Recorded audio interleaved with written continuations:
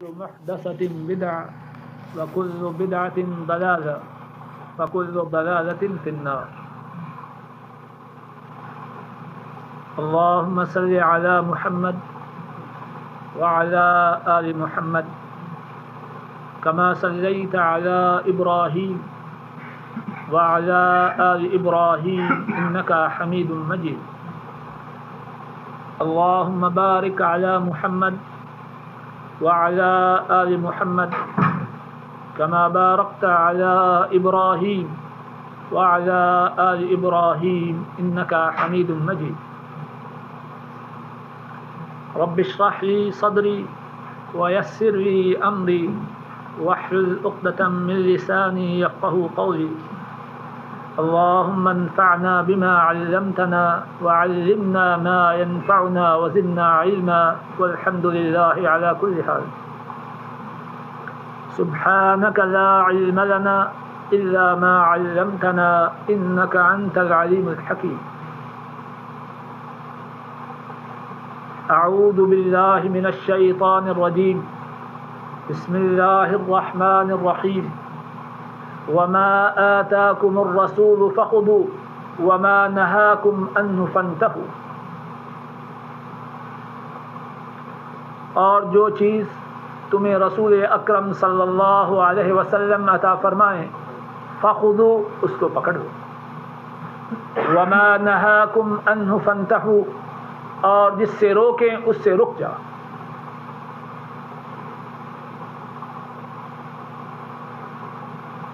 حضرت محمد مصطفیٰ صلی اللہ علیہ وسلم اللہ رب العزت نے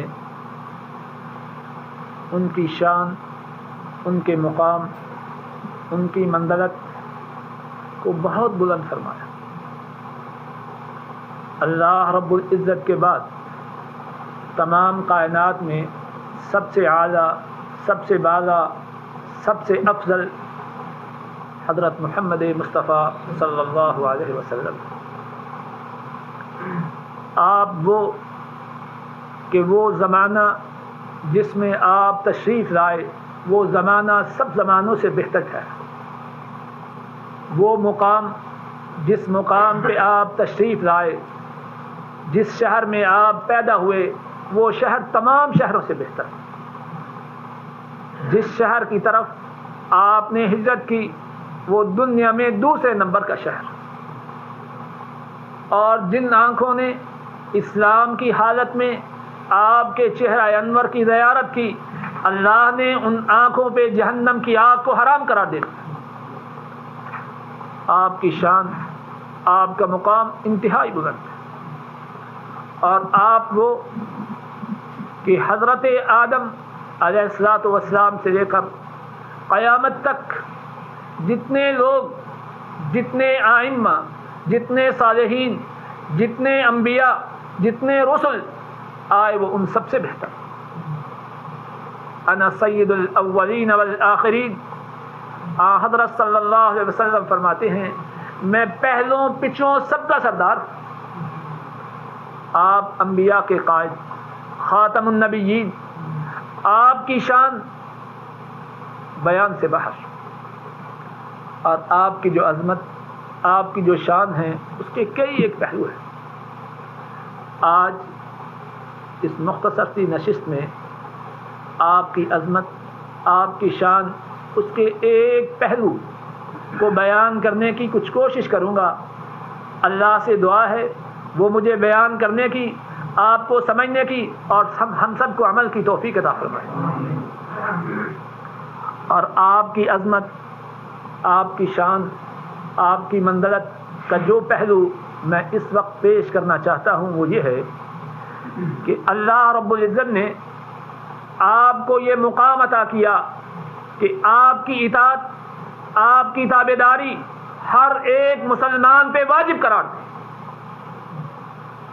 ہر وہ شخص جو ایماندار بننا چاہتا ہے، اپنے آپ کو مومن کہلوانا چاہتا ہے، اپنے تئی مسلمان بننا چاہتا ہے، اس کے لیے یہ ضروری ہے کہ حضور اکرم صلی اللہ علیہ وسلم جس بات کے کرنے کا حکم دے اس پہ عمل کریں، جس بات سے روکے اس سے رک جائیں۔ وما آتاکم الرسول فخذوه وما نہاکم عنہ فانتہوا۔ اور کوئی شخص اپنے تئیں جو چاہے سمجھے، لیکن اس وقت تک دائرہ ایمان میں داخل نہیں ہو سکتا جب تک کہ اپنا سر حضرت صلی اللہ علیہ وسلم کے ارشادات گرامی کے سامنے خم نہ کرے۔ آپ جو فرمائیں، آپ جس بات کے کرنے کا حکم دیں، اس کے سامنے سر تسلیم خم کریں۔ فلا وربک لا یؤمنون حتی یحکموک فیما شجر بینہم ثم لا یجدوا فی انفسہم حرجا مما قضیت ویسلموا تسلیما۔ فلا وربک، اے حبیب اکرم صلی اللہ علیہ وسلم، آپ کے رب کی قسم، اللہ رب العزت کبھی جھوٹ نہیں بولتے۔ ومن اصدق من اللہ قیلا، اللہ سے سچا بات میں کون ہے؟ لیکن لوگوں کے سمجھانے کے لیے، لوگوں کے دلوں میں بات کو جاگودی کرنے کے لیے قسم کھا کے ارشاد فرمایا، فلا وربک، اے حبیب اکرم صلی اللہ علیہ وسلم، آپ کے پروردگار کی قسم، لا یؤمنون، یہ لوگ ایماندار نہیں ہو سکتے، حتی یحکموک فیما شجر بینہم، یہاں تک کہ آپ کو اپنے تمام تنازعات میں، اپنے تمام جھگڑوں میں اپنا حاکم، اپنا فیصل، اپنا قاضی، اپنا جج نہ بنائے۔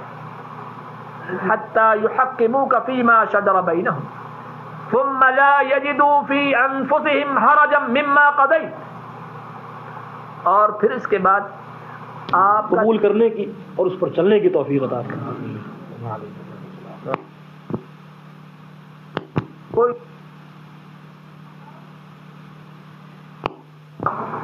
اور آپ کے فیصلے کے سامنے سر تسلیم خم کر دیں۔ تو ایماندار بننے کے لیے، مومن بننے کے لیے بنیادی شرط ایک یہ ٹھہری کہ حضرت صلی اللہ علیہ وسلم کے ارشادات گرامی کے سامنے سر تسلیم خم کیا جائے، اور حضرت صلی اللہ علیہ وسلم آپ کی تابعداری، آپ کے ارشادات کی پابندی وہ ہے کہ جنت میں داخلے کا جو پاس ہے وہ آپ کی تابعداری ہے۔ ہر وہ شخص جو جنت میں جانے کا خواہش مند ہے، جنت میں جانے کا متمنی ہے، جنت میں جانے کی رغبت رکھتا ہے، اس کی جو چابی ہے، اس کے داخلے کا جو پاس ہے، وہ حضور اکرم صلی اللہ علیہ وسلم کی تابعداری ہے۔ آپ کی اطاعت کرنے والا، آپ کی باتوں پہ عمل کرنے والا، وہ انشاءاللہ جنت میں جائے گا۔ صحیح بخاری میں ہے، حضرت ابو ہریرہ رضی اللہ تعالی عنہ بیان فرماتے ہیں، حضرت صلی اللہ علیہ وسلم نے ارشاد فرمایا، کل امتی یدخلون الجنت الا من ابا۔ حضرت صلی اللہ علیہ وسلم نے فرمایا، میری امت کا ہر ایک شخص جنت میں جائے گا، الا من ابا، مگر وہ شخص جنت میں نہ جائے گا جو جنت میں جانے سے خود انکار کرے۔ میری امت کا ہر ایک شخص جنت میں جائے گا، مگر وہ شخص جنت میں نہ جائے گا جو جنت میں جانے سے خود انکار کرے۔ صحابہ عرض کرتے ہیں، وَمَن يَأْبَى يَا رسول اللہ صلی اللہ علیہ وسلم، اے اللہ کے رسول صلی اللہ علیہ وسلم، وہ کون سا شخص ہے جو جنت میں جانے سے خود انکار کرے؟ حضرت صلی اللہ علیہ وسلم ارشاد فرماتے ہیں، من اطاعنی دخل الجنہ ومن عصانی فقد ابا۔ فرمایا کہ جو شخص میری تابعداری کرتا ہے وہ جنت میں جائے گا، اور جو میری نافرمانی کرتا ہے اس نے جنت میں جانے سے خود انکار کیا۔ تو جنت میں جانے کا ذریعہ، جنت میں جانے کا راستہ کیا ہے؟ حضرت محمد مصطفیٰ صلی اللہ علیہ وسلم کی اتباع ہے۔ اور آپ وہ ہیں کہ جو شخص آپ کی اتباع کرے، آپ کی تابعداری کرے، آپ کی باتوں پہ عمل کرے، تمام کائنات کے مالک، تمام کائنات کے رازق، تمام کائنات کے خالق اس شخص سے محبت کرتے ہیں اور اس کے گناہوں کو معاف فرماتے ہیں۔ اللہ رب العزت فرماتے ہیں قل ان کنتم تحبون اللہ فاتبعونی یحببکم اللہ ویغفر لکم ذنوبکم واللہ غفور رحیم۔ اللہ فرماتے ہیں اے حبیب اکرم صلی اللہ علیہ وسلم، آپ لوگوں سے فرما دیجیے اگر تم اللہ سے محبت کرنا چاہتے ہو، اگر تم اللہ سے محبت کا دعویٰ کرتے ہو تو کیا کرو؟ فاتبعونی، میری اتباع کرو، میری اطاعت کرو، میری تابعداری کرو۔ نتیجہ کیا ہوگا؟ یحببکم اللہ، میری تابعداری کرنے کی وجہ سے اللہ رب العزت تم سے محبت کریں۔ ایک یہ بات ہے کہ آپ کسی سے محبت کریں اور ایک یہ بات ہے کہ دوسرا شخص آپ سے محبت کرے، آپ کو اپنا محبوب بنا لے۔ ایک بات یہ ہے کہ بندہ اپنے رب سے محبت کرے، بڑی سعادت کی بات ہے، اور دوسری بات یہ ہے کائنات کے مالک رب ایک عاجز بندے کو اپنا محبوب بنا لے۔ تو فرمایا جو شخص اے حبیب اکرم صلی اللہ علیہ وسلم آپ کی اتباع کرتا ہے، آپ کی تابعداری کرتا ہے، عرش عظیم کا رب اس سے محبت کرتا ہے۔ وَيَغْفِرْ لَكُمْ ذُنُوبَكُمْ، اور وہ تمہارے گناہوں کو معاف کر دیتا ہے۔ تو بات کا خلاصہ یہ ہے حضرت صلی اللہ علیہ وسلم کی اللہ نے جو شان بنائی ہے، آپ کو جو مقام و مرتبہ عطا فرمایا ہے، اس کا ایک پہلو یہ ہے کہ آپ کی ہر بات اللہ رب العزت نے دین میں واجب الاتباع، لازمی طور پر اس کی تابعداری کرنی ضروری قرار دی ہے۔ اور اس سے کیا کچھ ملتا ہے؟ یہ ایمان کی بنیادی شرط ہے۔ اس سے جنت ملتا ہے، اللہ کی محبت ملتی ہے، گناہوں کی معافی ملتی ہے، اور دنیا میں اللہ کی رحمتیں اترتی ہیں۔ اللہ رب العزت فرماتے ہیں وَأَطِيعُوا اللَّهَ وَالرَّسُولَ لَعَلَّكُمْ تُرْحَمُونَ، اے لوگو اللہ کی اطاعت کرو، اللہ کے رسول کی اطاعت کرو تاکہ تم پر اللہ کی رحمتیں اترے۔ حضرت صلی اللہ علیہ وسلم آپ کی اطاعت سے اللہ کی رحمتیں اترتی ہیں، اور آپ کی اطاعت کو اللہ نے اپنی اطاعت قرار دیا ہے۔ جو شخص حضور اکرم صلی اللہ علیہ وسلم کی اطاعت کرتا ہے وہ اللہ کی اطاعت کرتا ہے۔ قرآن کریم میں اللہ فرماتے ہیں وَمَن يُطِعِ الرَّسُولَ فَقَدْ أَطَاعَ اللَّهَ، جس نے رسول اکرم صلی اللہ علیہ وسلم کی اطاعت کی اس نے اللہ کی اطاعت کی۔ اب بات سمجھنے کی یہاں ہے کہ آپ کی اطاعت کا دعویٰ تو سبھی کرتے ہیں، اس اطاعت کا مفہوم کیا ہے؟ اس اطاعت کے کئی پہلو ہیں۔ اس اطاعت کا ایک بنیادی اور ضروری پہلو یہ ہے کہ حضرت صلی اللہ علیہ وسلم نے جو دین لوگوں تک پہنچایا ہے اس میں نہ کمی کی جائے نہ اضافہ کیا جائے۔ حضرت صلی اللہ علیہ وسلم اللہ کے رسول ہیں، اللہ نے ان پہ وحی نازل فرمائی، دین اسلام ان پہ مکمل کیا۔ آپ کی اطاعت کا تقاضا یہ ہے کہ حضرت صلی اللہ علیہ وسلم نے جو دین اپنی امت کے لیے چھوڑا نہ اس میں کمی کی جائے نہ اس میں اضافہ کیا جائے۔ حضرت صلی اللہ علیہ وسلم دین اسلام کو مکمل حالت میں چھوڑ کے گئے۔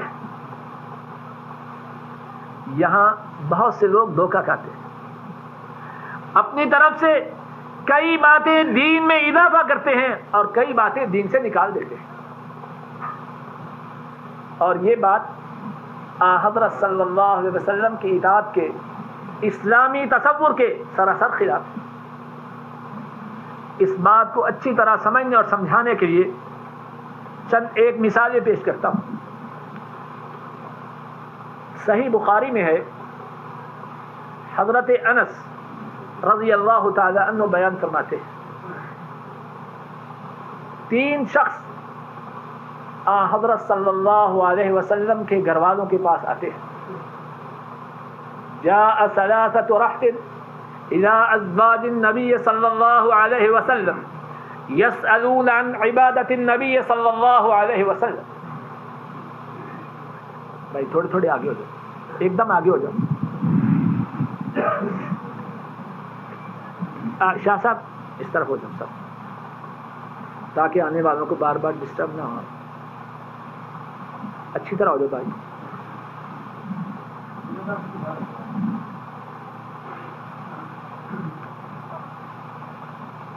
ذرا اور آگے ہو جائیے تاکہ اب جو ہے بار بار نہ آپ ڈسٹرب ہو نہ میں ہوں. چوہی صاحب، حضرت انس رضی اللہ تعالی عنہ سے روایت بیان کرتے ہیں، جاء 3 رحت الى ازواج النبی صلی اللہ علیہ وسلم يسألون عن عبادت النبی صلی اللہ علیہ وسلم. 3 آدمی حضرت صلی اللہ علیہ وسلم کی ازواج مطہرات، آپ کی بیگمات کے پاس آتے ہیں. کس لیے آتے ہیں؟ یسألون عن عبادت النبی صلی اللہ علیہ وسلم، آپ کی عبادت کے متعلق سوال کرتے ہیں کہ حضرت صلی اللہ علیہ وسلم کس طرح عبادت کیا کرتے تھے. فلما اخبروا بها كأنهم تقالوها، جب ان کو بتلایا گیا کہ حضور اکرم صلی اللہ علیہ وسلم اس طرح عبادت کرتے تھے تو انہوں نے اس عبادت کو تھوڑا جانا. انہوں نے سمجھا کہ آپ کی عبادت تھوڑی ہے. اب یہ سمجھنا گستاخی کی وجہ سے نہ تھا، خود ہی کہتے ہیں این نحن من النبی صلی اللہ علیہ وسلم وقد غفر اللہ له ما تقدم من ذنبه وما تأخر. خود ہی کہتے ہیں کہ ہماری حضرت صلی اللہ علیہ وسلم سے کیا نسبت ہے. آپ تو وہ ہیں کہ اللہ نے آپ کے سب گناہوں کو معاف کر دیا ہے. آپ تھوڑی عبادت بھی کریں وہ آپ کے لیے کافی ہے. اب وہ تینوں اپنے بارے میں کیا کہتے ہیں؟ ان 3 میں سے ایک شخص کہتا ہے اما انا فاصلی اللیل ابدا ولا ارقد.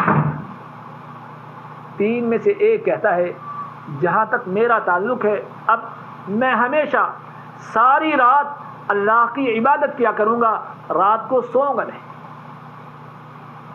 دوسرا کیا کہتا ہے اما انا فاصوم ولا افطر ابدا. دوسرا کہتا ہے کہ میں سارا سال ہمیشہ روزے رکھا کروں گا، کبھی بھی روزے کو چھوڑوں گا نہیں. تیسرا کہتا ہے اما انا فاعتزل النساء فلا اتزوج ابدا. تیسرا کہتا ہے کہ میں عورتوں سے الگ رہوں گا، اللہ کی عبادت کی نیت سے کبھی بھی شادی نہ کروں. ذرا توجہ سے سنیے اور یاد رکھیں، تینوں آدمی کیا نیت کرتے ہیں؟ ایک کی نیت یہ ہے ساری رات اللہ کی عبادت کرنی ہے، کبھی نہ سوؤں گا. نیت بری ہے یا اچھی ہے؟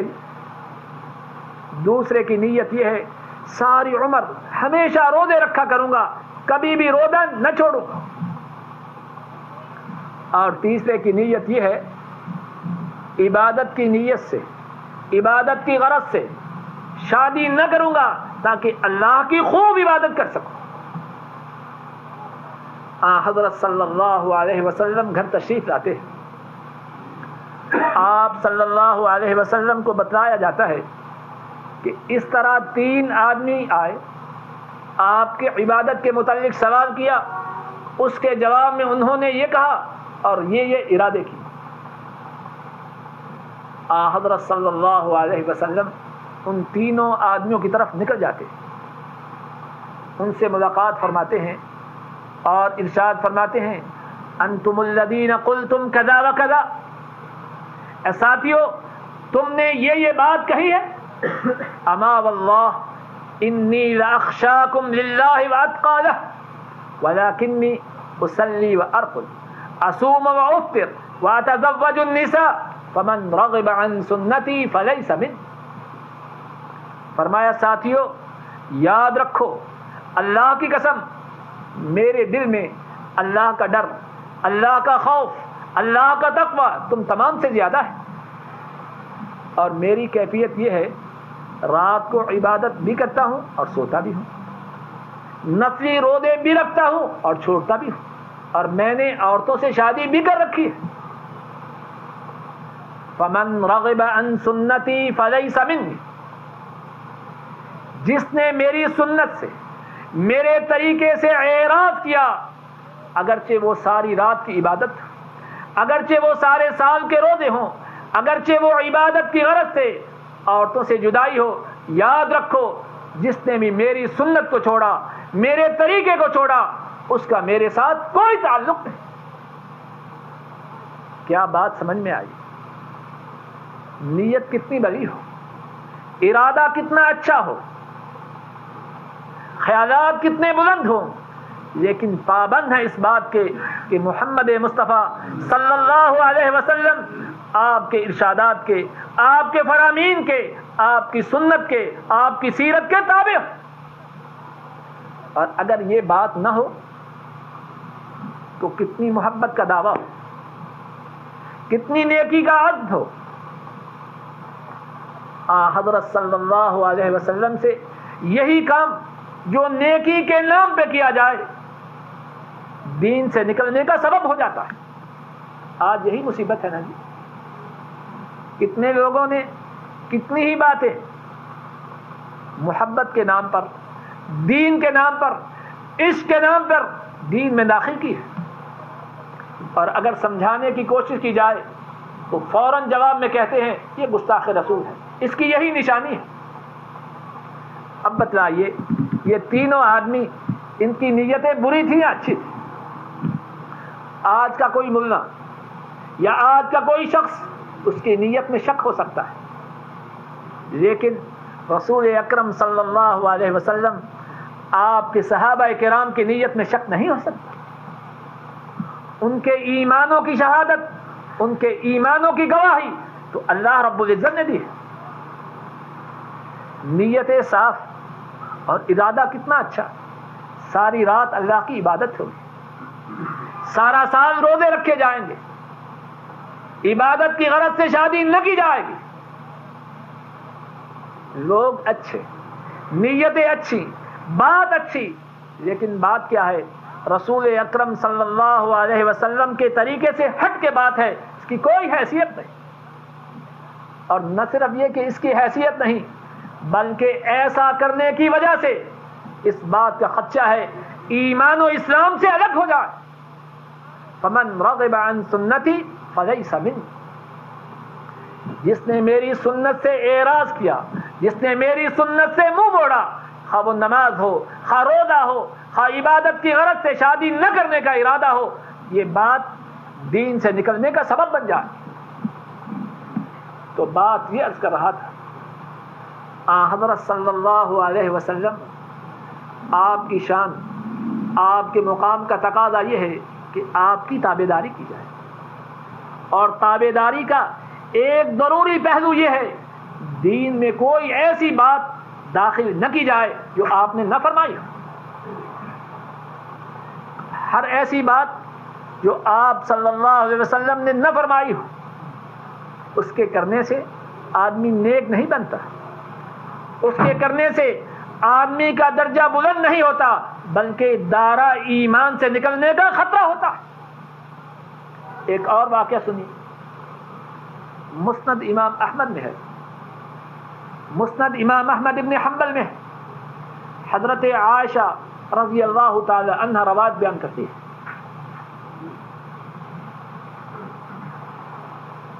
مسند امام احمد ابن حنبل میں ہے، حضرت عائشہ صدیقہ رضی اللہ تعالی عنہ بیان کرتی ہے، ان کے پاس حضرت عثمان ابن مظعون رضی اللہ تعالی عنہ ان کی بیوی آتی ہے. کن کی بیوی؟ حضرت عثمان ابن مظعون رضی اللہ تعالی عنہ، ان کی بیوی آتی ہے اور ان کی بیوی کی کیفیت یہ تھی کہ پہلے مہندی کا استعمال کیا کرتی تھی، خوشبو کا استعمال کیا کرتی تھی۔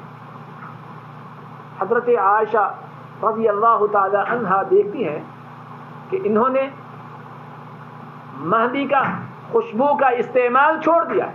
کنہوں نے جی؟ حضرت عثمان رضی اللہ تعالی عنہ کی بیوی۔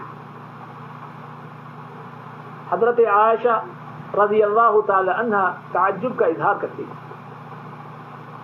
حضرت عائشہ رضی اللہ تعالی عنہ تعجب کا اظہار کرتی ہے اور ان سے کہتی ہیں امشہد ام مغیب، تمہارے خاوند موجود ہیں یا مسافر ہیں؟ کیا مقصد؟ اگر خاوند موجود ہیں تو زیب و زینت کو چھوڑنا اس کا کیا مطلب؟ اور اگر خاوند مسافر ہیں تو ٹھیک، مسئلہ تو سب کو معلوم ہی ہے۔ حضرت عائشہ فرماتی، معلوم ہے نا جی کہ خاوند موجود ہیں تو زیب و زینت کو چھوڑنا کیوں، اور اگر مسافر ہیں تو بات سمجھ میں آتی۔ حضرت عائشہ رضی اللہ عنہ فرماتی ہے امشہد ام مغیب، تمہارے خاوند موجود ہیں یا مسافر؟ حضرت عثمان رضی اللہ تعالی عنہ ان کی بیوی کہتی ہے مشہد، خاوند تو موجود ہے، لیکن عثمان لا یرید الدنیا ولا یرید النساء، لیکن میرے خاوند تو دنیا کو چھوڑ چکے، نہ انہیں دنیا میں رغبت ہے نہ عورتوں سے رغبت ہے، دنیا اور اس کی باتوں کو چھوڑ چکے، عبادت میں مگن ہے۔ بات کو ذرا اچھی طرح سن لیجیے اور یاد رکھیے، انہی باتوں سے بہت سے لوگ دھوکہ دیتے ہیں۔ مسند امام احمد کی حدیث ہے، حضرت عائشہ رضی اللہ تعالی عنہ راوی، اور بات ہے حضرت عثمان ابن مظعون اور ان کی بیوی کی رضی اللہ تعالی عنہ۔ حضرت عائشہ، دوبارہ عرض کیے دیتا ہوں، حضرت عائشہ رضی اللہ تعالی عنہ جب حضرت عثمان رضی اللہ تعالی عنہ ان کی بیوی کو دیکھتے ہیں کہ زیب و زینت کو چھوڑ چکی ہے، تعجب کا اظہار کرتی ہیں اور کہتی ہیں امشہد ام مغیب، خاوند موجود ہیں یا مسافر؟ حضرت عثمان رضی اللہ تعالی عنہ ان کی بیوی کہتی ہے مشہد، عثمان تو موجود ہے، مسافر نہیں، لیکن بات یہ ہے عثمان ما یرید الدنیا ولا النساء، عثمان دنیا اور عورتوں کو چھوڑ چکے، عبادت میں مگن رہتے ہیں۔ بات ختم ہوئی۔ حضرت عثمان رضی اللہ تعالی عنہ ان کی بیوی، یہ حضرت عثمان ابن عفان نہیں، دوسرے عثمان، حضرت صلی اللہ علیہ وسلم گھر تشریف لاتے ہیں۔ حضرت عائشہ رضی اللہ تعالی عنہ، اللہ کی ان پہ کروڑوں رحمتیں، ان کے بیان کرنے سے، پوچھنے سے بڑے مسائل کھلتے ہیں۔ حضرت عائشہ رضی اللہ تعالی عنہ حضرت صلی اللہ علیہ وسلم کی خدمت میں سارا ماجرا بیان کرتی ہے۔ اس طرح عثمان کی بیوی آئی، ان سے پوچھا تو انہوں نے بتلایا کہ عثمان تو عبادت میں اتنے مگن ہیں، اپنی بیوی سے، دنیا سے غافل ہو چکے۔ حضرت صلی اللہ علیہ وسلم اس بات کو سنتے ہیں۔ حدیث میں ہے فَلَقِيَ عُثْمَانُ رَسُولَ اللَّهِ صلی اللہ علیہ وسلم فقال صلی اللہ علیہ وسلم ما لك أسوة بنا، حدیث میں ہے فَلَقِيَ عُثْمَانُ رسول اللہ صلی اللہ علیہ وسلم فقال رسول اللہ صلی اللہ علیہ وسلم أتؤمن بما نؤمن به، توجہ سے سنیے اور یاد رکھیں۔ مولانا عبدالستار صاحب حضرت صلی اللہ علیہ وسلم فرماتے ہیں أتؤمن بما نؤمن به، حضرت صلی اللہ علیہ وسلم کی حضرت عثمان سے ملاقات ہوتی ہے تو کیا فرماتے ہیں؟ ذرا الفاظ پہ غور کیجئے، کتنے شدید الفاظ۔ اے عثمان، کیا تمہارا اس دین کے ساتھ ایمان ہے کہ نہیں جس دین کے ساتھ ہمارا ایمان؟ کیا جرم ہے عثمان کا؟ اب تو کوئی بات کرے تو فوراً کہتے ہیں یہ وہابی ہے، پکا گستاخ رسول۔ اب دیکھیے حضرت صلی اللہ علیہ وسلم کے الفاظ کتنے شدید ہیں۔ اے عثمان، کیا تو اس دین پہ ایمان لاتا ہے کہ نہیں جس دین پہ